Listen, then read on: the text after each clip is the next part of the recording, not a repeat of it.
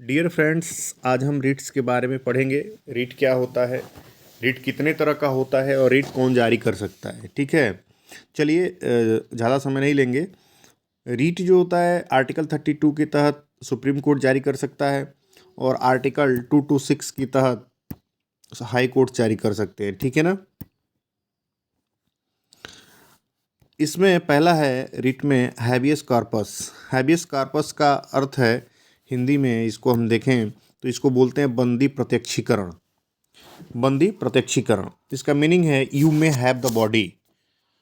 अब देखिए इसके डिस्क्रिप्शन में हम लोग पढ़ते हैं, देखिए क्या लिखा हुआ है। लिखा है to release a person who has been detained unlawfully whether in prison और in custody, it can be issued against public authorities and private individual. इसका मतलब यह है कि यदि कोई व्यक्ति गलत तरीके से, गैर कानूनी तरीके से डिटेन कर लिया गया है पुलिस द्वारा या किसी इंडिविजुअल द्वारा, तो उसको तुरंत रिलीज़ किया जाना चाहिए। तो यदि गलत तरीके से डिटेन हुआ है तो उसके खिलाफ हैबियस कॉर्पस जारी होता है।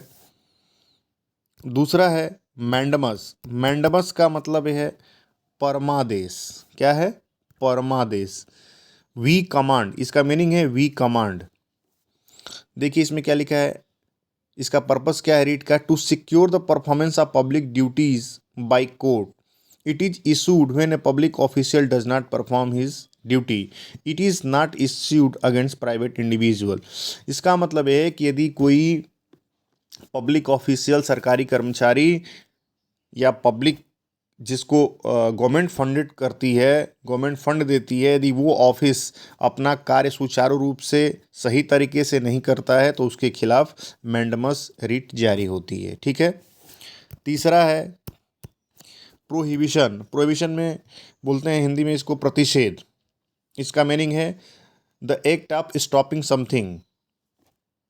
अब इसका पर्पस क्या है, to prohibit a inferior court from continuing the proceeding issued by higher court to the lower court when lower court exceed its jurisdiction area। इसका मतलब ये है कि सुप्रीम कोर्ट या हायर कोर्ट, ये सुप्रीम कोर्ट और हाई कोर्ट ये दोनों क्या होती हैं, हायर कोर्ट्स होती हैं।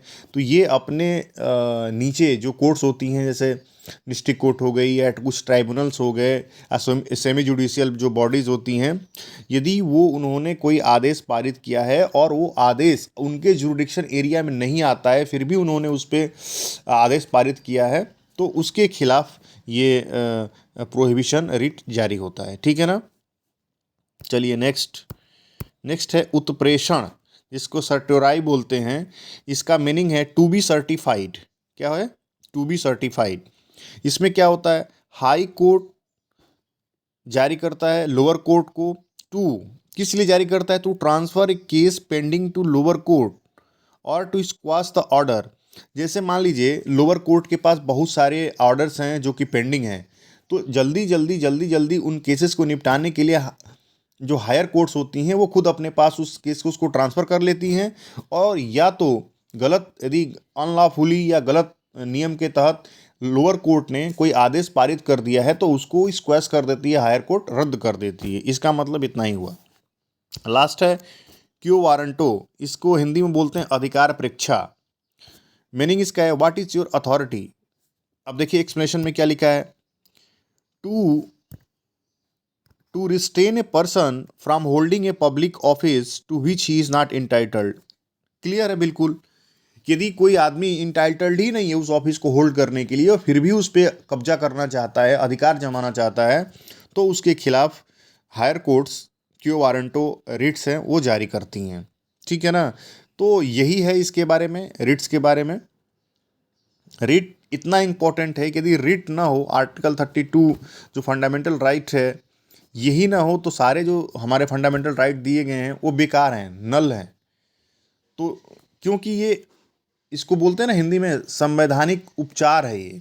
यदि हमारे फंडामेंटल राइट वायलेट हो रहे हैं तो हम इसी आर्टिकल 32 के तहत हम अपने फंडामेंटल राइट को सिक्योर कर सकते हैं। इसलिए ये अति महत्वपूर्ण है एक इंडिविजुअल, एक सिटीजन के फंडामेंटल राइट को सेव करने के लिए। मुझे उम्मीद है कि आपको समझ में आया होगा। Thank you.